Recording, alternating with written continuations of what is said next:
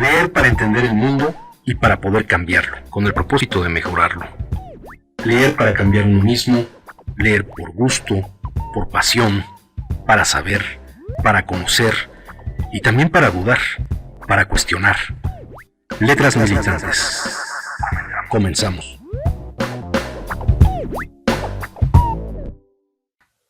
Todo empezó como un juego.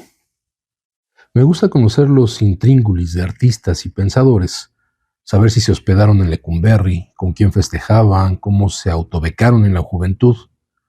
Me gusta porque soy curiosísima, pero también porque enriquece mi lectura de su obra. Le aporta la basurita necesaria. En 2017 pensé, seguro hay otros como yo, fascinados por la no historia oficial de creadores e intelectuales, o INTES, término que es un hallazgo de José Agustín. Así nació la idea de este libro, que abarca personajes tanto de la alta cultura nacional como de la de a pie, entre los años 20 y los 70 del siglo XX. Aunque todo corte por décadas resulta arbitrario, se trata de un periodo determinante para explicarnos hoy. Durante este lapso, el país asimiló la estabilidad de la posrevolución, vivió al sesgo las guerras mundiales, pudo sobrevivir el milagro mexicano y tras el 68 consolidó algo, nadie sabe qué. Además, las mujeres se hicieron oír. Dejó de señalarse la frontera entre arte culto y popular. La nación se enriqueció o no con el muralismo y los contemporáneos, con los refugiados españoles, argentinos, uruguayos, con la generación del medio siglo y el boom latinoamericano. México dejó el provincialismo y se convirtió en un país moderno, cualquier cosa que eso pueda implicar. El lado B de la cultura arroja luz sobre cómo el arte y el pensamiento se vinculan con la vida diaria, con lo prosaico del mundo cotidiano. En estas páginas dinamito seriedades entre la minoría bienpensante que engola la voz para hablar de los grandes creadores, como si fueran de otra pasta. Resulta que también son gemebundos cuando se enamoran, tienen supersticiones, se ponen viejos pian pianito. Aplicar un tamiz de humor al anecdotario cultural mexicano acaso ayude a conjurar la solemnidad que muchos creen intrínseca al ejercicio creativo. Y ojalá que este volumen también acerque a muchos a libros y películas de los seres no intocables. Quiero destacar algo. Mientras investigaba me topé con que existe muy poca información sobre escritoras y artistas de esos años, aunque fueron cruciales para la explosión artística nacional. Nahui Olin, Rosario Castellanos, Tina Modotti, Lupe Marín, Antonieta Rivas Mercado, Josefina Vicens, María Félix, entre otras. Tuve que rascar por todos lados, pero encontré sustancia. En cada apartado entretejí historias de mujeres de peso y dediqué capítulos completos a la galerista María Asúnzolo, a la todóloga Silvia Pinal, las escritoras Inés Arredondo y Pita Amor, la artista plástica Rina Lazo, la directora de cine y especialista en IDEM, Elena Sánchez Valenzuela, entre otras. De todas formas, seguro alguno pondrá el grito en el cielo porque no hablo de fulana, de sutano. Me disculpo por los muchos nombres que dejé afuera. Aunque aparecen figuras indispensables, arquetipos y estereotipos en versión estéreo, no están todos los que son. Prometo resanar huecos si las hadas y los hados permiten un volumen 2 del lado B de la cultura. Si alguien se ofende por estas páginas, si las rebaja a lágrima o reproche, le recuerdo que no existe una verdad, sino tantas como protagonistas la narran. Todo comenzó como un juego, más bien todo sigue siendo un juego. Digan lo que digan los demás.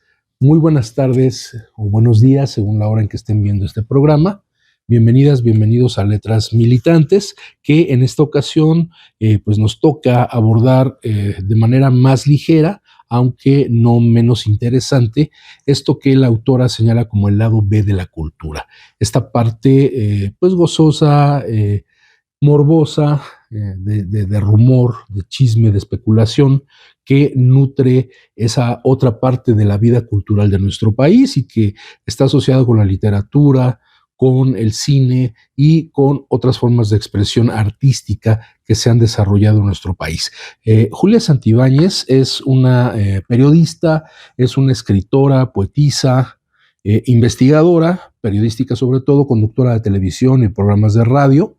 Ella nace en la Ciudad de México, estudia en la Facultad de Filosofía y Letras, en donde hace una licenciatura en Letras Hispánicas y una maestría en Literatura Comparada, o sea, no es una improvisada en el tema cultural, específicamente literario. Tiene un diplomado en edición digital en la Universidad de Stanford, en California, en los Estados Unidos, y bueno, ha colaborado en multitud de medios, y su obra, bueno, no es poca, mucha de ella llama la atención, que es sobre todo de poesía.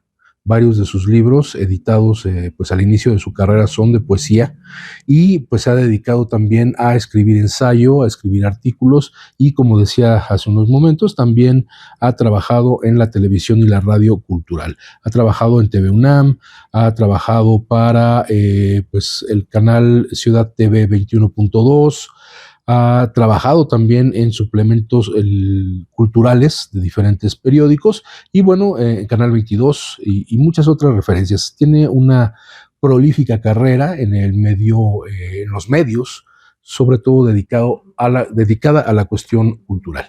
Y pues es una lectura bastante gozosa. De hecho, yo todavía no acabo el libro, voy a 3/4 partes, pero me pareció importante leer algunos de los capítulos porque pues son un acercamiento quitado de las formas ortodoxas, de las formas serias con las que generalmente nos acercamos a la cultura y a sus personajes. Ella mismo lo menciona en el prólogo del libro.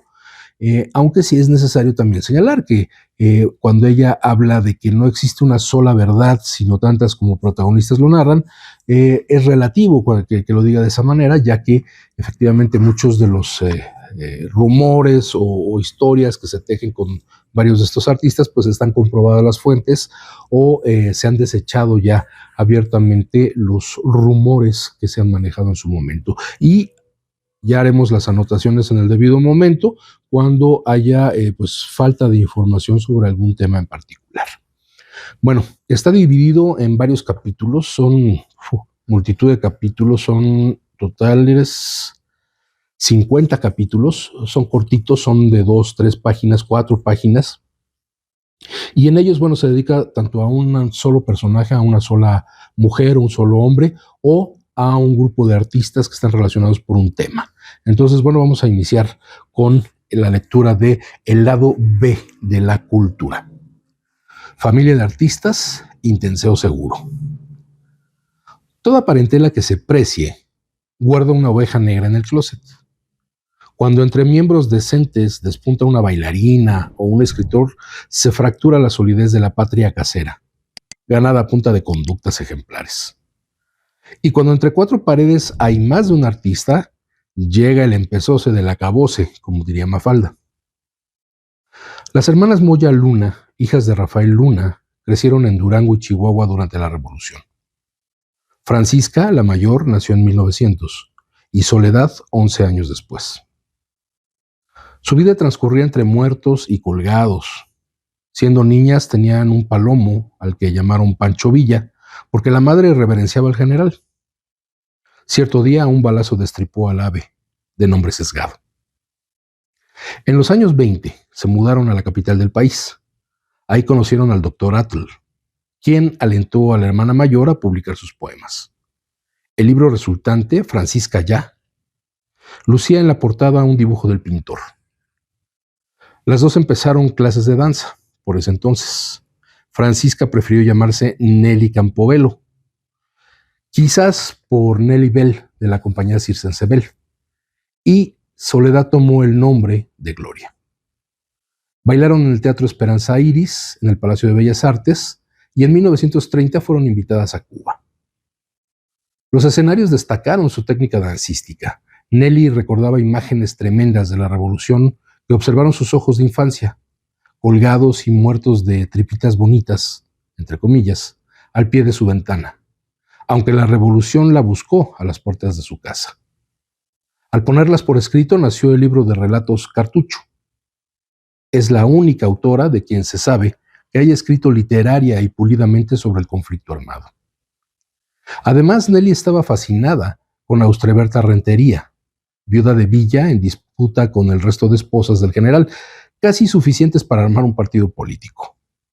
Escribió al respecto y buscando publicar el texto fue a ver a Martín Luis Guzmán. Martín Luis Guzmán, aunque se menciona más adelante, hay que decirlo de antemano, es el autor de, entre otras obras como El águila y la serpiente, La sombra del caudillo, que generó una película muy, muy buena y muy polémica. Bueno, Martín Luis Guzmán, quien se interesó por los apuntes y por la muchacha. Aunque el escritor estaba casado, el contrato matrimonial no fue escollo. Mantuvieron una relación fiera, con pausas y permisos hasta que él murió. En los 30, las Campobello fundaron la Escuela Nacional de Danza, que Nelly dirigió durante décadas. Más tarde crearon el Ballet de la Ciudad de México, alineado al nacionalismo oficial. José Clemente Orozco, quien se decía enamorado de Gloria, les hizo telones y vestuarios. La primera función del ballet fue tan exitosa que el presidente Ávila Camacho les ofreció apoyo financiero. Si al inicio las hermanas eran unidas, se fueron alejando sin remedio. Nelly era brusca, como señala un poema suyo.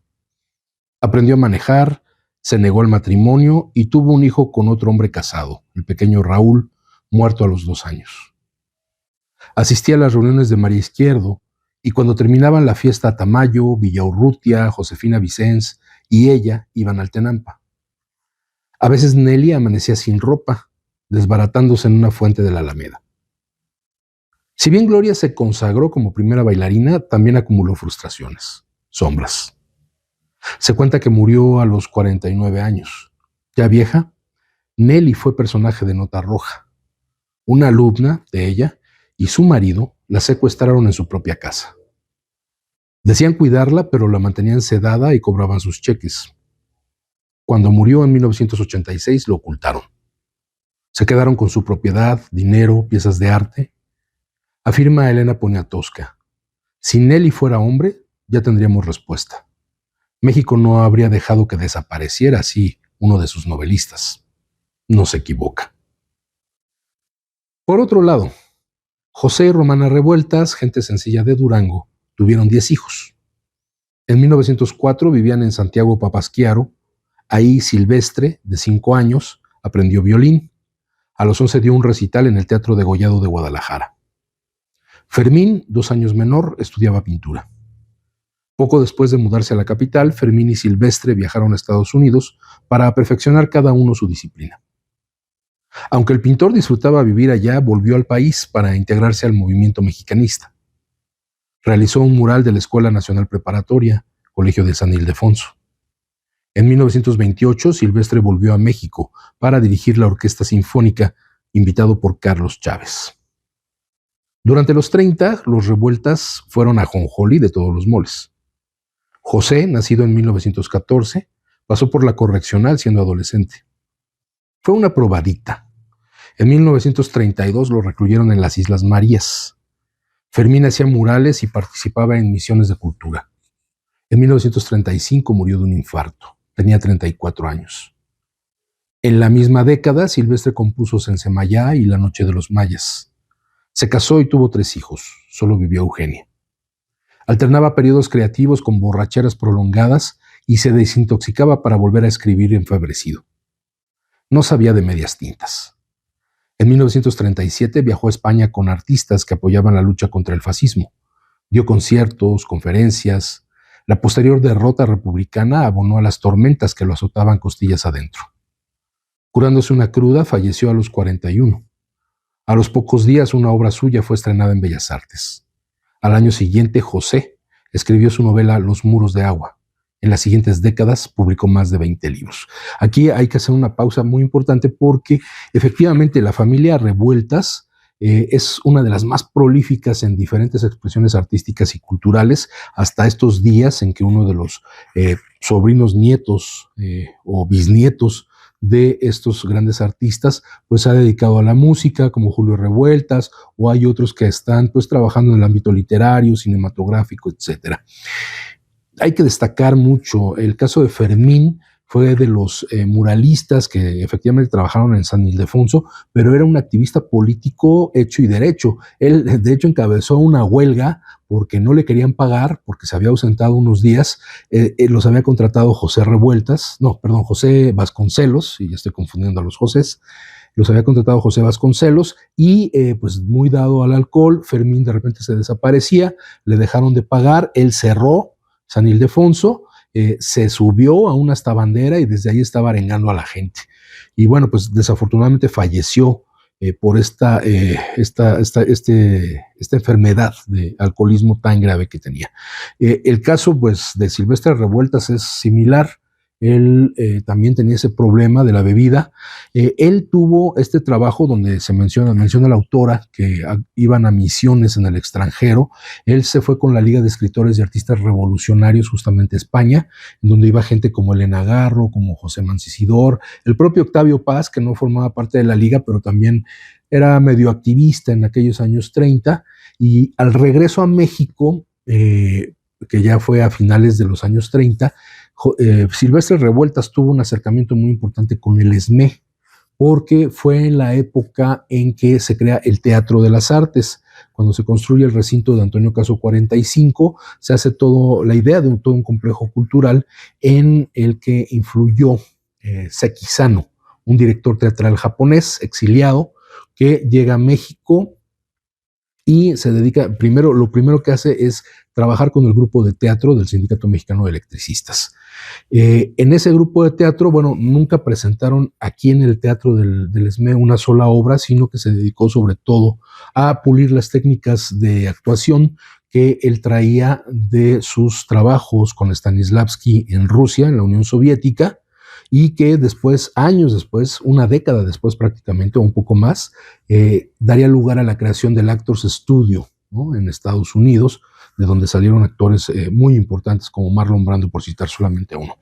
Y bueno, este grupo, el Teatro de las Artes, conjuntó a varios artistas de diferentes expresiones, entre ellos el propio Revueltas, el propio Silvestre Revueltas, y cuando hace aquí la autora el señalamiento de que murió antes de terminar una de sus obras, efectivamente se trataba de La Coronela, la primera obra que presenta el Teatro de las Artes, aunque lo hace en Bellas Artes, un espectáculo de danza, música, teatral, y la música que no la había terminado Revueltas, la terminan entre otros grandes de la música mexicana, como Carlos Chávez, creador de la Orquesta Sinfónica Nacional, como Halfter, otro compositor, director musical que venía del exilio español, y bueno, lograron completar esta obra y fueron parte todos ellos de este grupo del Teatro de las Artes. José Revueltas va a estar incluso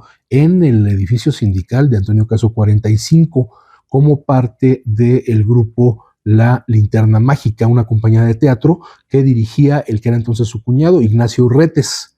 Ignacio Retes, el papá de la dinastía Retes, de donde podemos recordar, por ejemplo, a Gabriel Retes, director y actor de cine, que hizo películas como El Bulto o Bienvenido Welcome. Bueno, pues su papá, Ignacio Retes, dirigió esta compañía de teatro.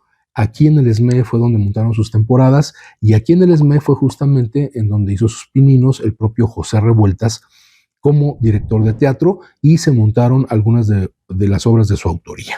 Entonces, bueno, estos personajes me resultaba importante comentar porque tuvieron pues un papel importante en la historia de la cultura en México, pero a partir del apoyo que tuvieron aquí en el ESME para desarrollar esas actividades. Continuamos con la lectura. Por su parte, Rosaura Revueltas, sexta en el orden al bat de los Revueltas, hacía danza y en 1950 actuó en cine con Un día de vida, de Emilio Fernández.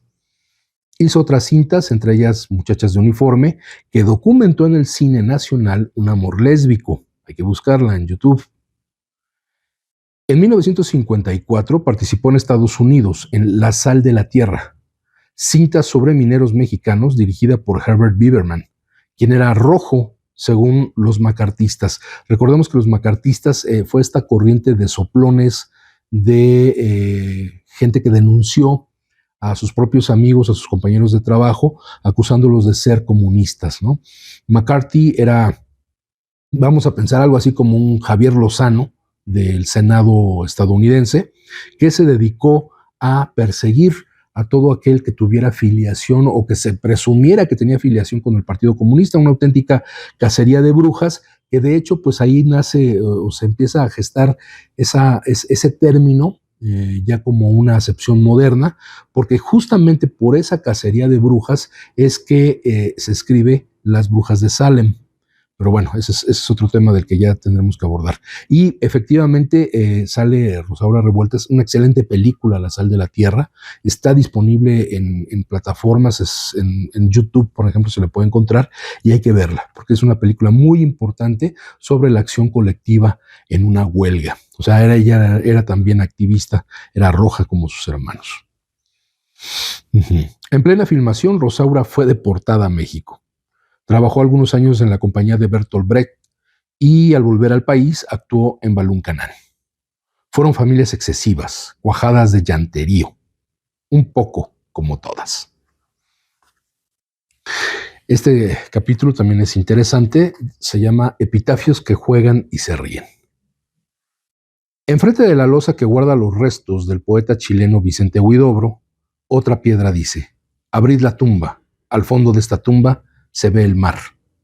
Y entre paréntesis dice la autora, y es cierto. Por otro lado, el editor español Jorge Herralde atribuye a Luis Buñuel esta frase que el creador de Anagrama pide poner sobre sus huesos cuando sea el tiempo: viva el olvido. Y José Gorostiza hubiera agradecido en su sepulcro final de su muerte sin fin: anda, putilla del rubor helado, anda, vámonos al diablo. Las inscripciones sobre lápidas a veces ríen, otras murmuran yo soy aquel, pero todas son a perpetuidad, como dramatiza la jerga cementerística. Ya escrita la frase final, no hay para dónde hacerse.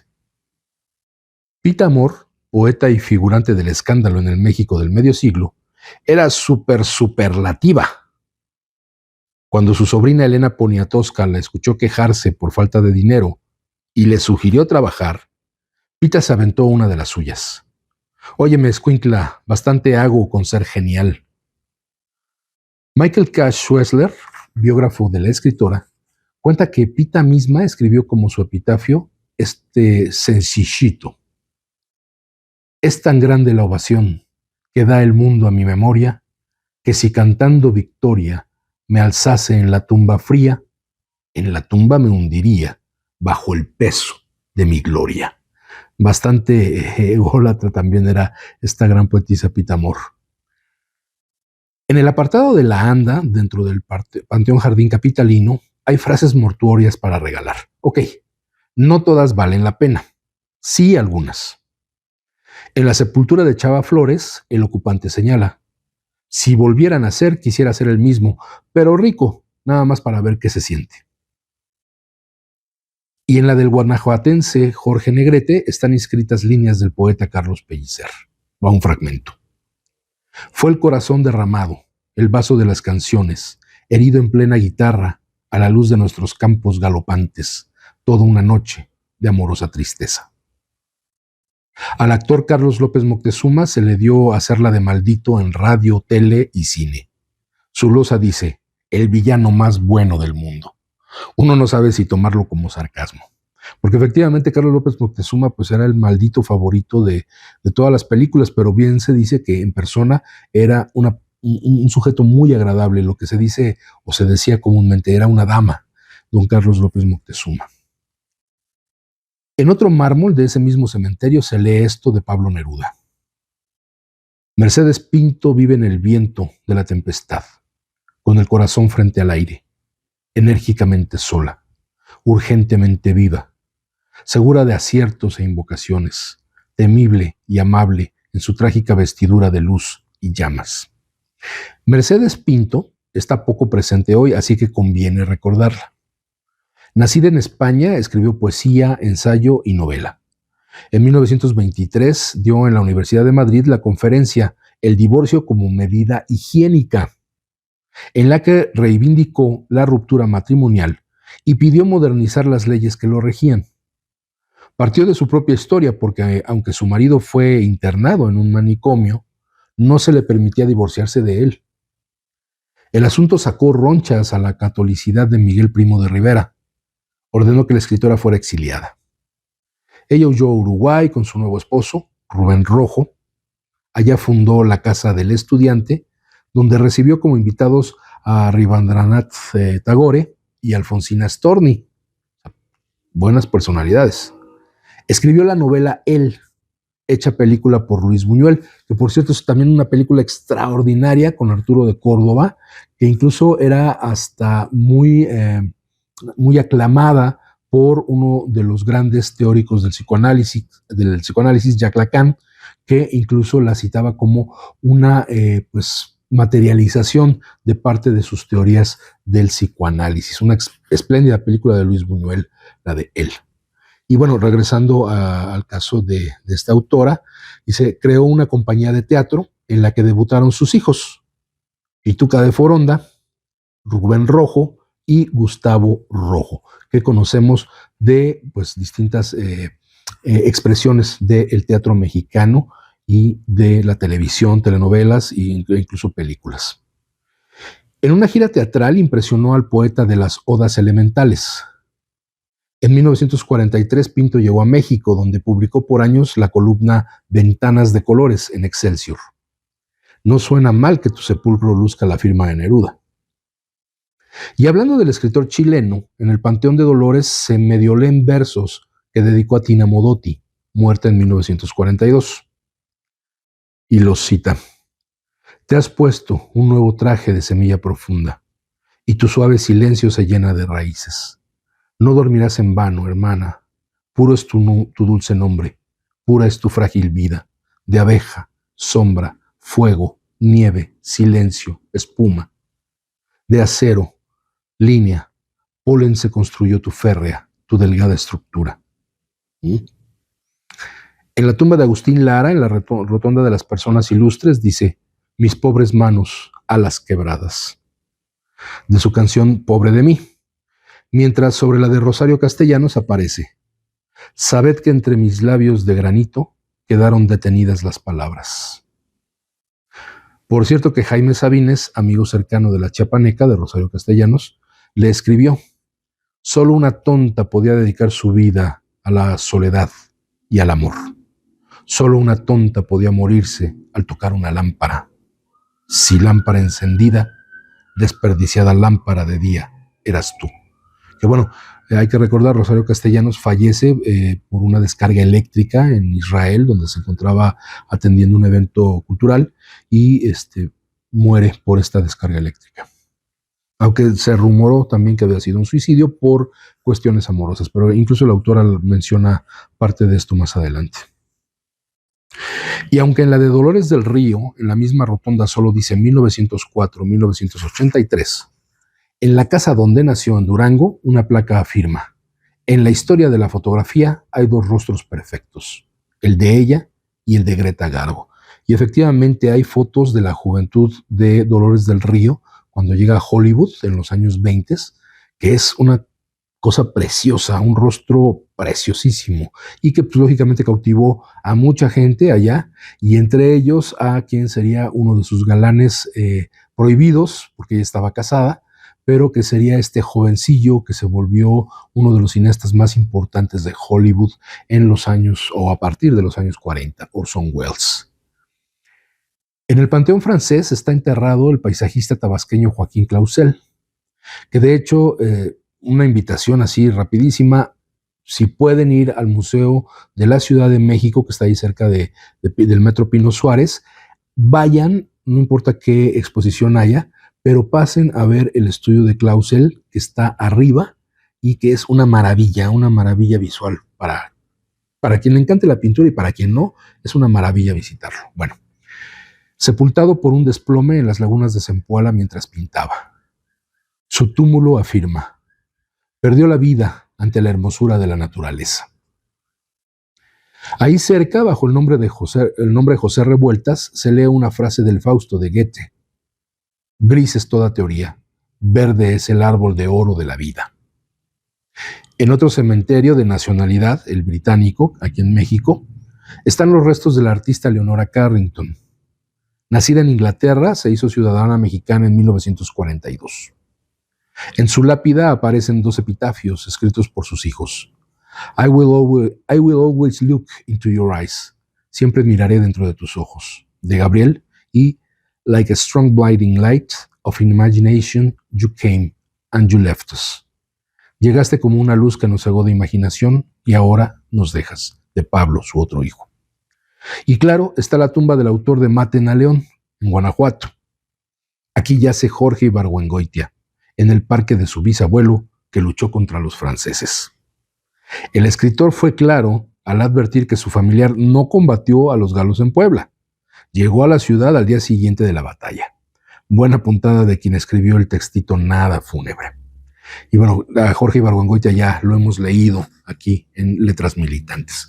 En fin, son estos personajes de la literatura, del teatro, de la danza, de la escultura y de todas estas expresiones que vamos a ir desglosando poco a poco a lo largo de este programa. No nos va a dar tiempo de leer algunos muy divertidos, porque todos es difícil escoger qué texto es el que se puede leer, pero que resulta importante. Vamos a buscar si se puede promover este texto para que lo puedan conocer quien gusta hacerlo y disfrute de la lectura de estos textos.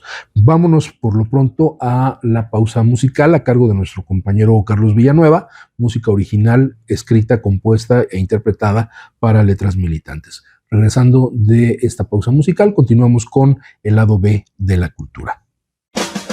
Estás escuchando Letras Militantes.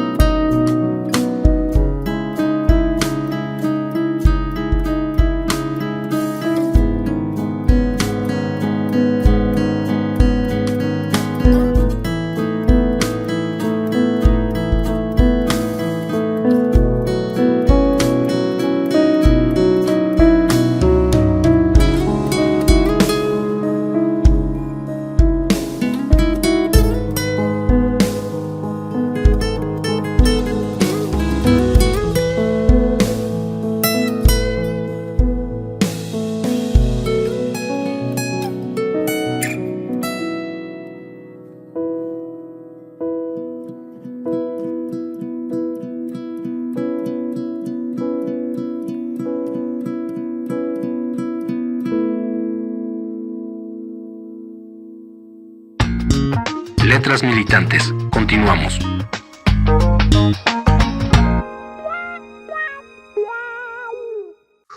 Y ya estamos de vuelta en Letras Militantes para continuar con la lectura de El lado B de la cultura. Todo este grupo de chismes, rumores, anécdotas, hechos fehacientes del mundo cultural mexicano de la primera mitad del siglo XX. Vamos a continuar con este pequeño capítulo que se titula Pinche, Suprema Palabra Nacional. La voz de Marta sonaba alegre, confiada. Ya no tiene el miedo de anoche. Capaz, y ahora se me pone difícil. No hizo por besarme cuando entré, ni siquiera por darme la mano. Le quité el miedo y ahora me tira de a loco. Eso me sacó por pendejo y por maricón. Pinche maricón yo, piensa Filiberto García, protagonista de El complot mongol, libro de Rafael Bernal, Publicado en 1969, se volvió central en las letras nacionales por un montón de motivos. Es la primera novela policíaca mexicana que se distancia del modelo gringo y asienta nuevas bases. Juega con un sarcasmo filoso, hace un análisis de cirujano sobre la realidad del país, arriesga una propuesta literaria, construye un majestuoso protagonista matón, sin miramientos y enamorado cual chamaco baboso, que no se anima a darle un beso a la mujer que le gusta. Si pueden, consigan la novela. El complot mongol es una novela buenísima, muy, muy padre, ambientada en el barrio chino de aquí de la calle de Independencia y Dolores, pero también ya hubo una adaptación a cine. Creo que es Damián Alcázar el que hace el papel del protagonista en esta fabulosa, fabulosa historia de Rafael Bernal. Es una excelente, excelente novela. La historia pone el foco en la visión de Filiberto, quien todo lo pinchea, como muletilla de vida. Pinche complot internacional, pinche coronel que sabe muchas cosas, pinche ruso con sus chismes y pinches chinos, siempre muertos de risa. Sigue así hasta cerrar con esta frase final que es con lo que cierra maravillosamente la novela: pinche soledad, que concentra la densidad de la solución narrativa y la mexicanidad de la novela. Casi 45 años después de la publicación del complot mongol, el periódico El País le preguntó a José Emilio Pacheco cuál era, a su parecer, la palabra más netamente mexicana. ¿Qué contestó? Exacto, pinche. Escribió un texto gozoso para responder al papel organizado en torno al Sexto Congreso Internacional de la Lengua Española. Con él, otros 20 escritores hispanohablantes eligieron la palabra más autóctona de sus países. En ese tenor, Pacheco destacó la maleabilidad de pinche y cómo pasó a convertirse en término omnipresente del habla mexicana. Va un fragmento de su escrito. Pinche puede ser empleado, el hábito de fumar, la suerte, un policía, una camisa, un perro, una casa, una persona, el mundo entero, una comida, un regalo, un sueldo, o bien lo que a usted se le ocurra. Se trata, pues, de un epíteto que degrada todo lo que toca. Normaliza y vuelve aceptable una furia sin límites contra algo que nos ofende y humilla, pero no podemos cambiar. Admite grados y amplificaciones. Por ejemplo, esa novela me pareció un poco pinche. El racismo es una actitud pinchísima. A veces puede ser un sustantivo inapelable. No te lleves con él, es un tipo de lo más pinche. Puede adquirir el rango de injuria máxima. No me vuelvas a hablar, hijo de tu pinche madre. Y ahí queda la cita a este texto de José Emilio Pacheco, que yo creo que lo vamos a subir completo. Aquí viene la referencia en donde se localiza en internet. La sabrosidad del texto de Pacheco no requiere más. Pero como este capítulo debe cumplir cierto número de caracteres, van ejemplos con jiribilla sobre el uso de esa palabra en el arco de tiempo que abarca este libro. Durante los 40 y por varias décadas más, María Félix fue el non plus ultra del fantaseo cachondo. Era guapa de nivel grosería. Tenía éxito y dinero, no necesitaba a nadie. Y en eso, ¡zas!, se le ocurrió casarse con el compositor más importante de México, Agustín Lara. O a él se le ocurrió primero, en fin. El hecho es que se matrimoniaron en 1945. Nadie podía asimilar la boda de estos dos símbolos definitivos del espectáculo mexicano. Tras la firma del acto, reporteros y fotógrafos se reunieron en la cantina La Mundial. Sus comentarios iban de la franca envidia a la ojeriza ojerosa contra quien se había robado a la actriz. Dicen que pinche flaco se oía por todos lados. En 1962, los mexicanos varones se pusieron harto nerviosos con la visita de Marilyn Monroe y la consiguiente demostración de que, en efecto, no usaba ropa interior. Hay esa anécdota de una fotografía, se la toma un fotógrafo mexicano durante una conferencia que está dando y efectivamente se ve que no usa ropa interior. Unos meses después vinieron al país el presidente John F. Kennedy y su esposa Jackie. Se cuenta que Adolfo López Mateos hizo cada esfuerzo humano para lucirse como el mejor anfitrión. Se moría por recibir aquella estrellita en la frente. En una de esas, el político estadounidense piropeó: Qué precioso reloj tiene usted, señor presidente. El mexicano no tuvo que pensarlo. Se lo quitó y lo dio a su invitado. ¡Qué despliegue!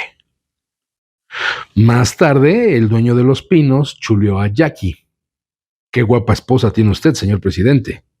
El pelirrojo se quitó el reloj que horas antes había recibido y lo regresó con una frase terminante en cuasi español. Tenga su pinche reloj. 6 años después, en protesta por la matanza de Tlatelolco, Octavio Paz renunció a su cargo como embajador mexicano en India.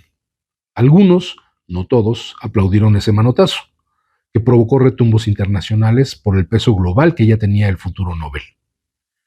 Y se dio una historia ahí entre Efraín Huerta y Paz, ambos nacidos en 1914, que recordarán cuando se cumplieron los 100 años del sindicato, había este festejo o esta conmemoración por los 100 años de Efraín Huerta, Octavio Paz y José Revueltas, que también nació en 1914.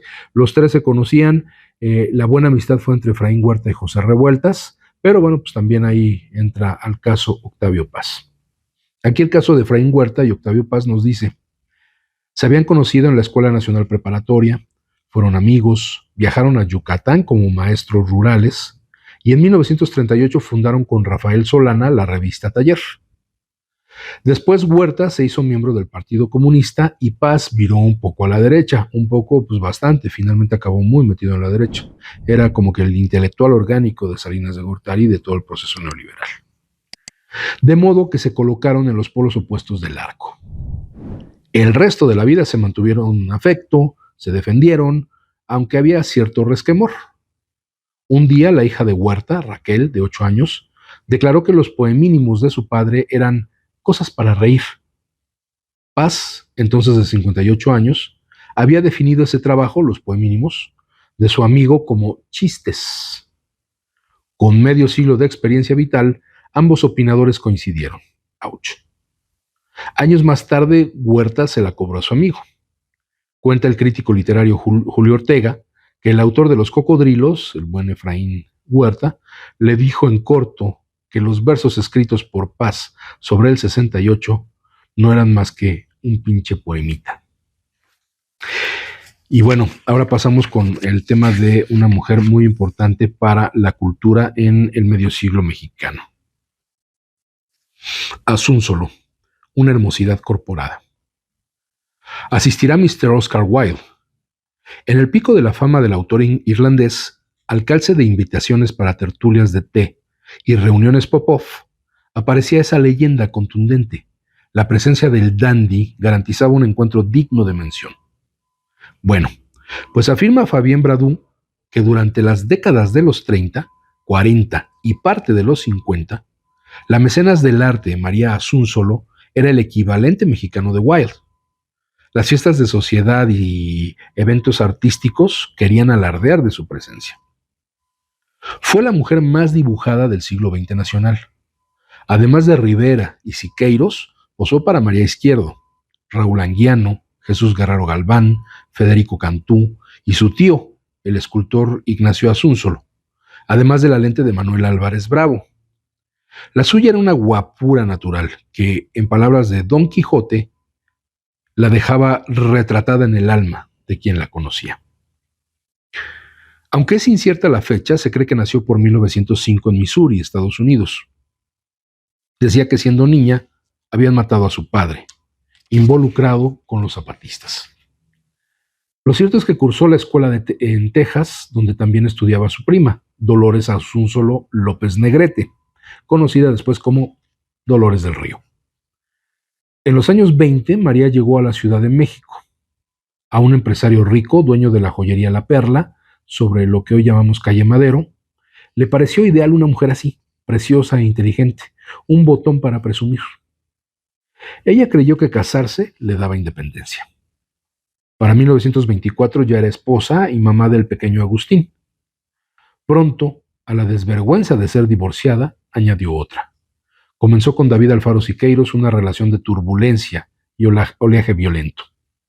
Inés Amor, galerista y hermana de Pita Amor, contaba que en 1932 el pintor le pedía dinero prestado para comprarle perfumes a su novia, María. Los quereres de sobresalto les duraron varios años. Un episodio que añadió drama a la historia de pareja ocurrió cuando el exmarido de Asúnzolo le prohibió ver al hijo en común. Entonces Siqueiros raptó al niño para regresárselo a su madre. Fue una notición. El pintor revolucionario había hecho justicia. El papá del niño no lo vio así, de modo que se llevó al chico a vivir a Alemania. La madre no pudo volver a verlo sino hasta que éste casi fue mayor de edad. Para mediados de los años 40, María se mudó a un departamento en Paseo de la Reforma 137. El edificio tenía 10 pisos. Era uno de los más altos de la ciudad. En ese mismo inmueble instaló poco después la Galería de Arte María Asúnzolo, GAMA por sus siglas, desde la cual apoyó a pintores nacionales y extranjeros. Su manejo del negocio era relajado. No llevaba registro contable de las ventas, ni solicitaba garantías de depósito.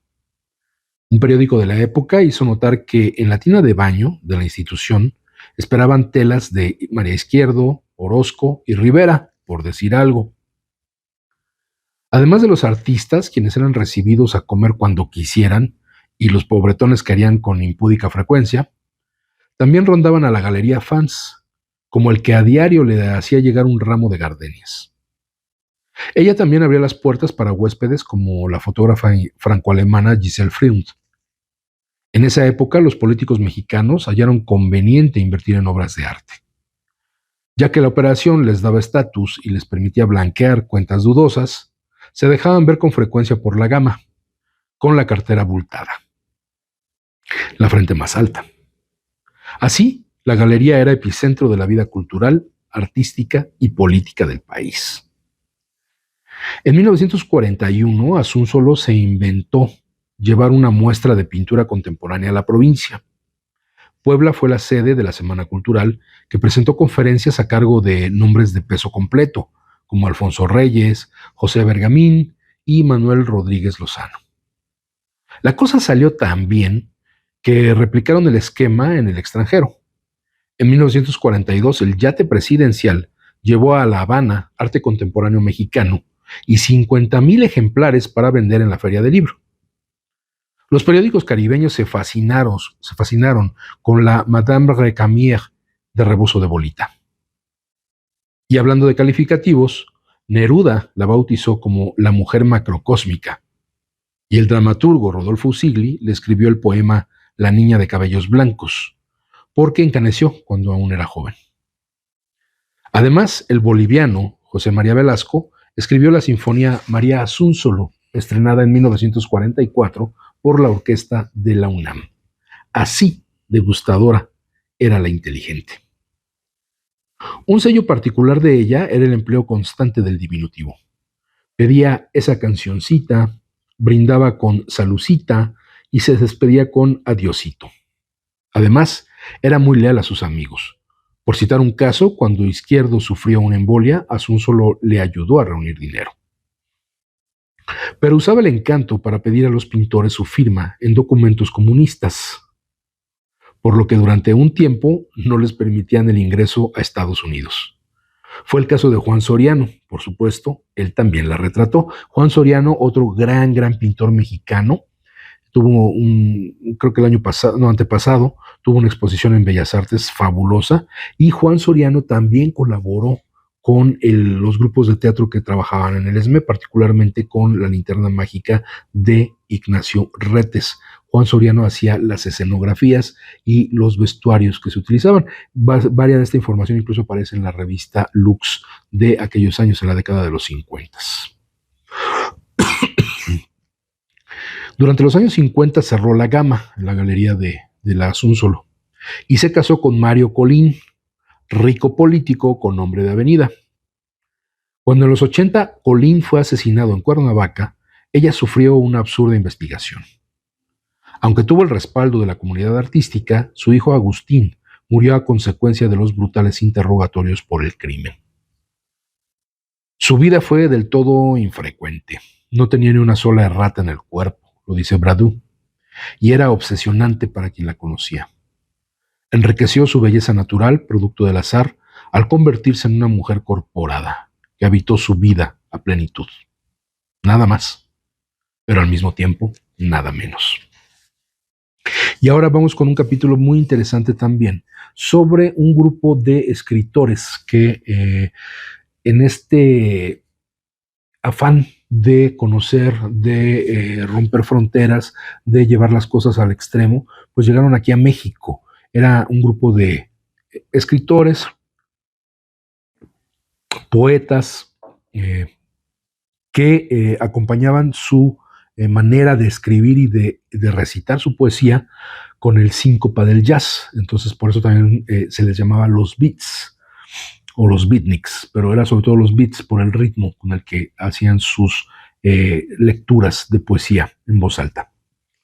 Y este episodio, este capitulito se llama Los Beats de Trip por México. Eran excesivos, atascados, siempre llevaban el pedal a fondo. En vidas y en textos se recetaban alcoholes sin freno y todas las drogas que les cabían en el cuerpo. Música de altos decibeles, sexo de cualquier color del arco iris. La vida les resultaba gris si no sentían a diario una corriente voltaica. Me refiero al puñado de escritores estadounidenses que en los años 50 conformaron el grupo conocido como los Beats, quizás de la expresión I'm beat, estoy exhausto o soy muy pobre.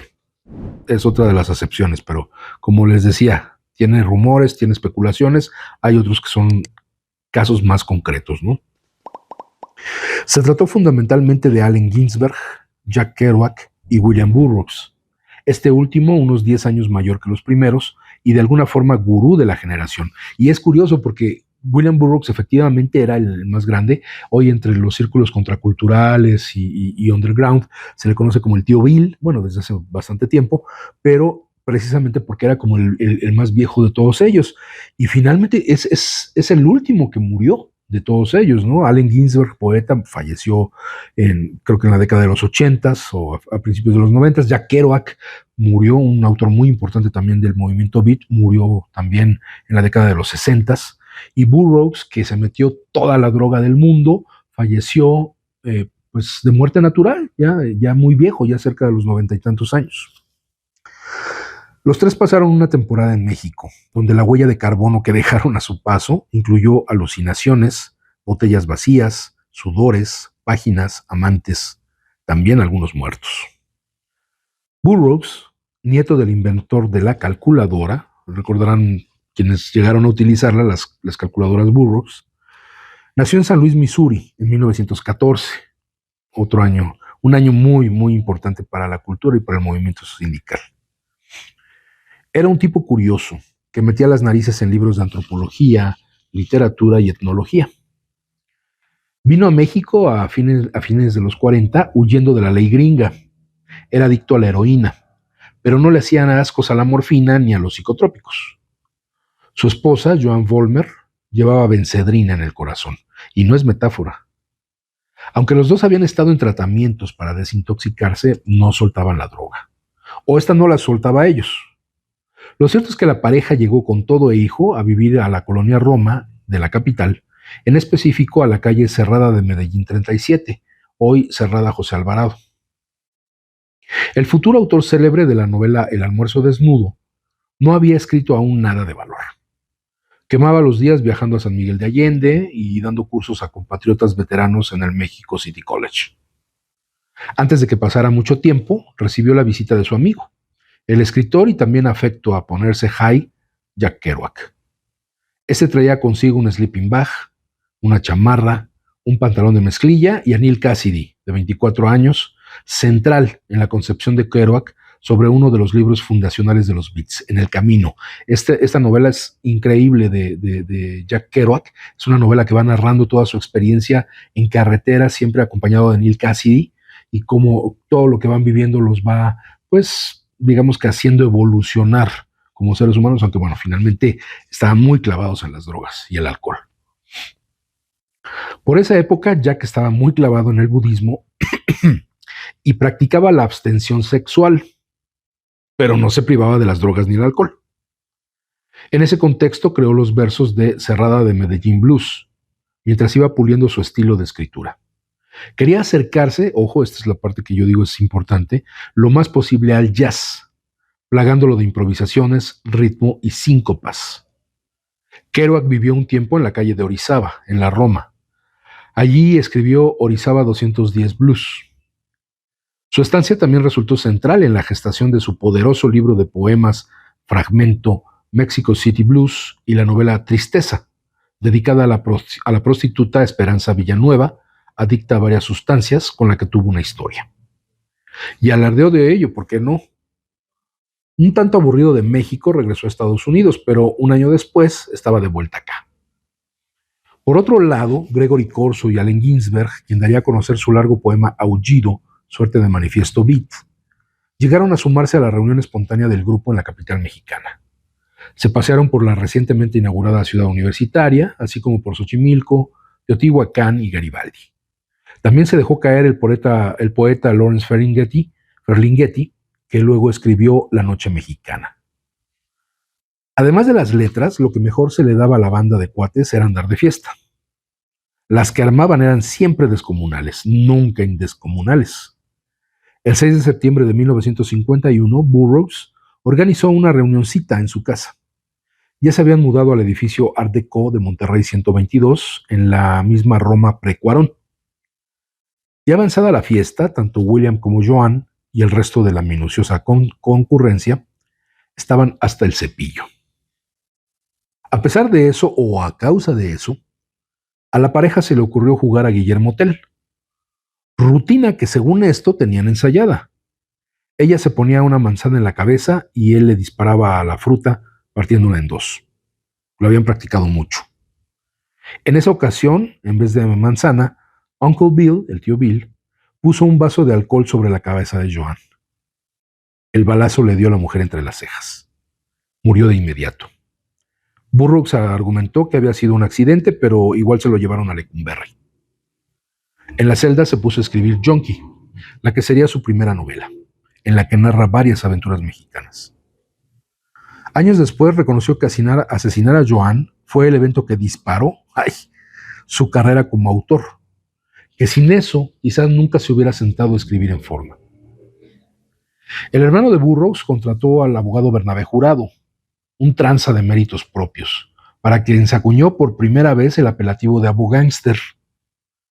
Pronto logró sacar de prisión al asesino involuntario y este se fue a África. Efectivamente, se va huyendo de México, se va a pues lo que es una parte todavía española de la costa de Marruecos, justo cerca del estrecho de Gibraltar, y ahí es donde, pues en un inundado de drogas todo el tiempo, se pone a escribir una serie de cosas que se van a convertir en esa novela, la más popular de él, la más conocida, y una cosa esplendorosa que se llama El almuerzo desnudo. Pero bueno, vale la pena también recordar eso, que Bernabé Jurado pues fue un abogángster, el primer abogángster, porque con él se creó este apelativo, y que se encargó de sacar a mucha gente de prisión por la vía que se le ocurría, ¿no? Y de hecho hay muchos relatos de esto en lo que hoy es el Archivo General de la Nación, el Palacio Negro de Lecumberri. Hay pues la relación de todos los que estuvieron ahí, y entre ellos este autor muy importante de literatura contracultural norteamericana que fue William Burroughs. Aunque el movimiento beat se asocia con nombres masculinos, también contó con mujeres destacadas.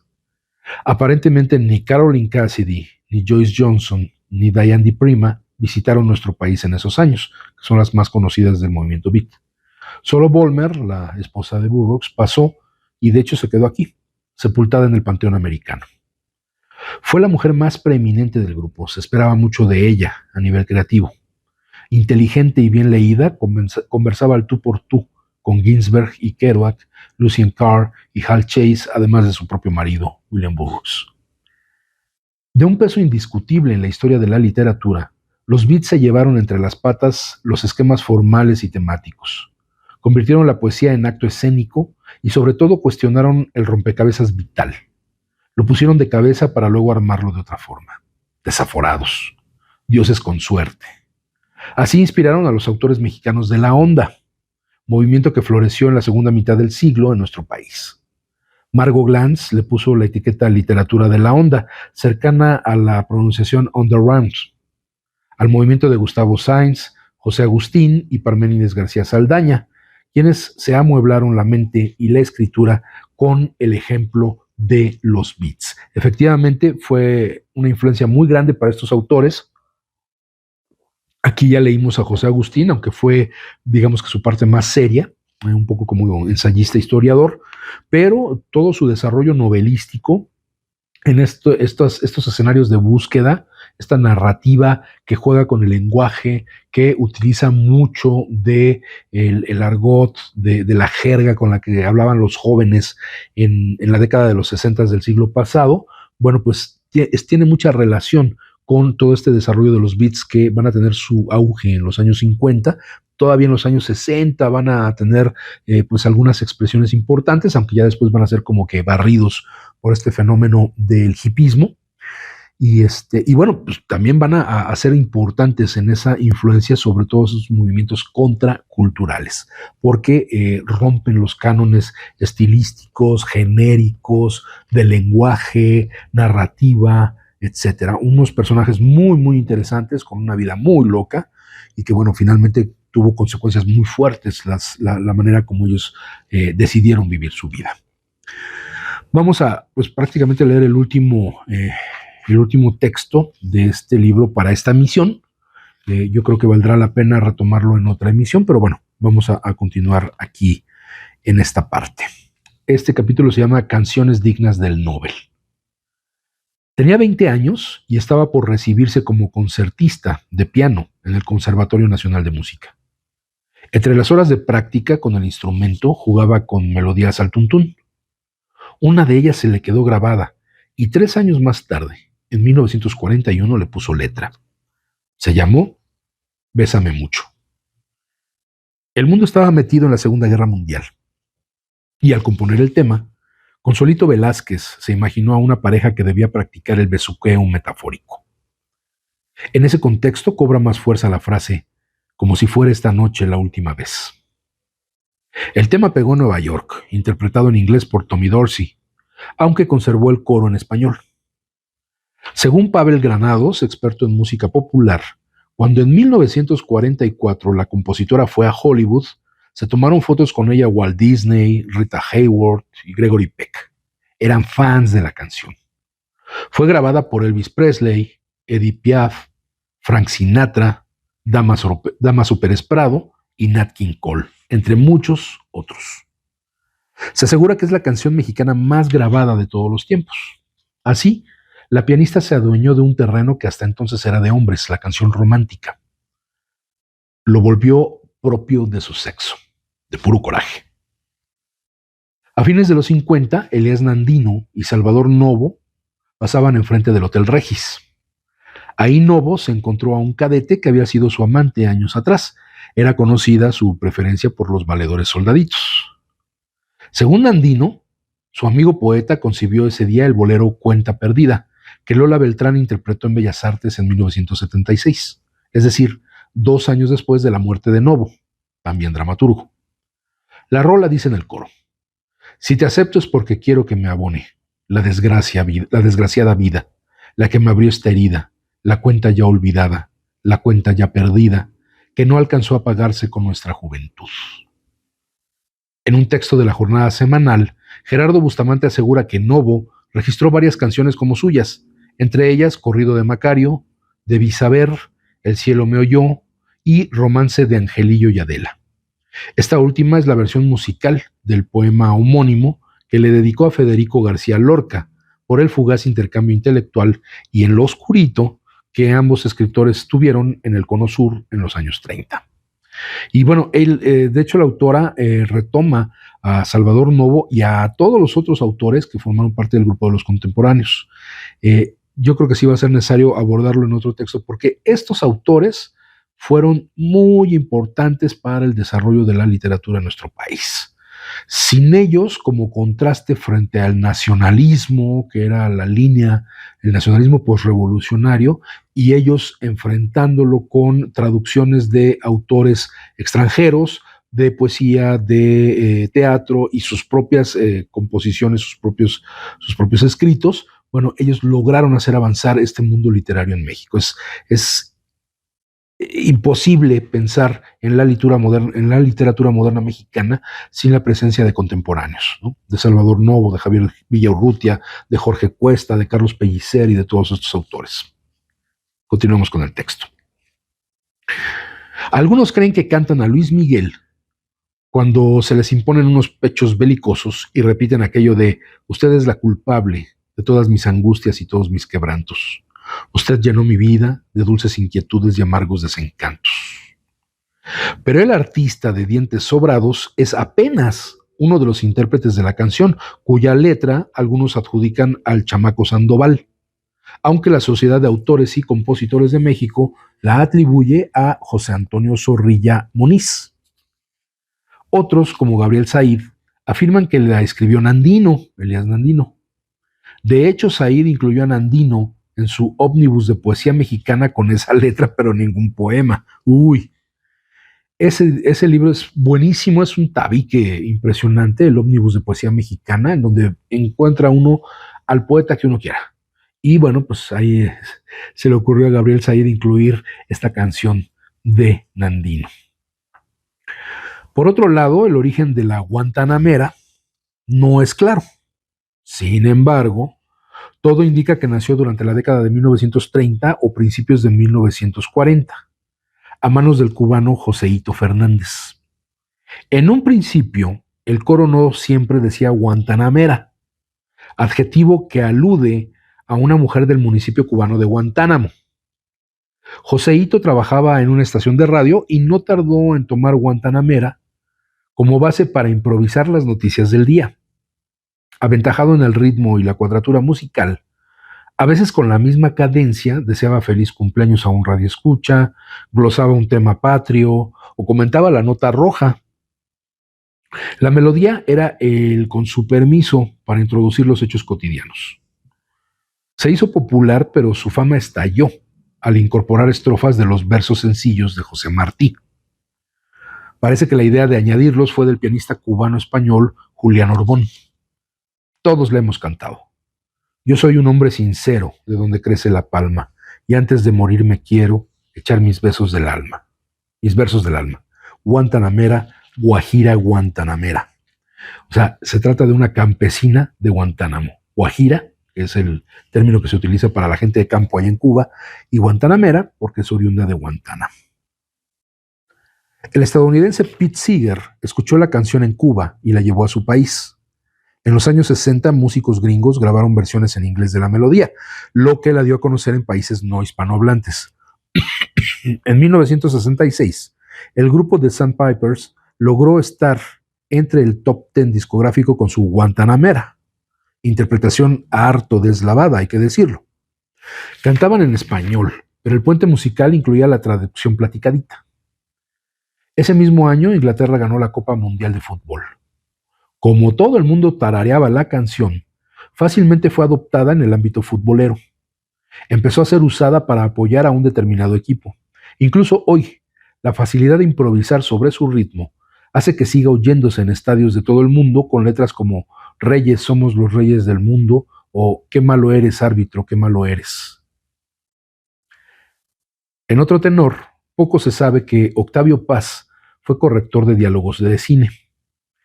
El asunto ocurrió así.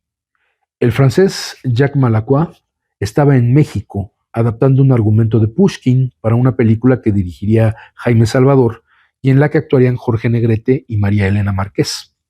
Paz tenía 29 años y un día, aprovechando que era prepoeta reconocido y que en consecuencia casi se moría de hambre, los de la producción le pidieron escribir una canción. Hizo Sueño de Amor, que fue cantada por Negrete en la película El Rebelde o Romance de Antaño, con música de Manuel Esperón.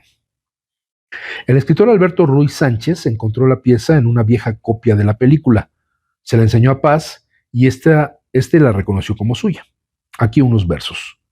Yo te miro con los ojos, cuando los cierro te miro, y en mi pecho te aprisiono, con cerrojos de suspiro.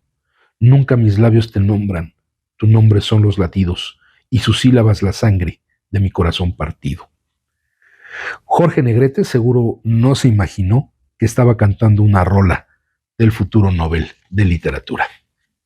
Bueno, vamos a dejar hasta aquí la lectura del lado B de la cultura de Julia Santibáñez, una lectura muy, muy entretenida, muy divertida, pero que también nos va dejando varios aspectos, varias anécdotas interesantes que nos explican muchos de los elementos culturales que conocemos hoy en día, aunque no conocíamos a sus autores. Entonces, bueno, pues esperemos retomar un poquito más adelante en otra emisión parte de este texto que también pues nos acerca a todos esos artistas que conocimos a través de nuestros padres, de nuestros abuelos y que seguimos viéndolos a través de películas, a través de documentales, a través de redes sociales. Bueno, por el momento es todo. Esto es Letras Militantes. Terminamos la emisión del día de hoy, no sin agradecerles su atención y esperando que nos volvamos a ver la próxima semana. Hasta pronto y que tengan una espléndida semana mientras tanto. Decía Samuel Smiles, el libro es una voz viviente, es una inteligencia que nos habla y que escuchamos. Acompáñanos en la próxima emisión de Letras Militantes, a través de Radio SME, donde a los libros les damos la palabra.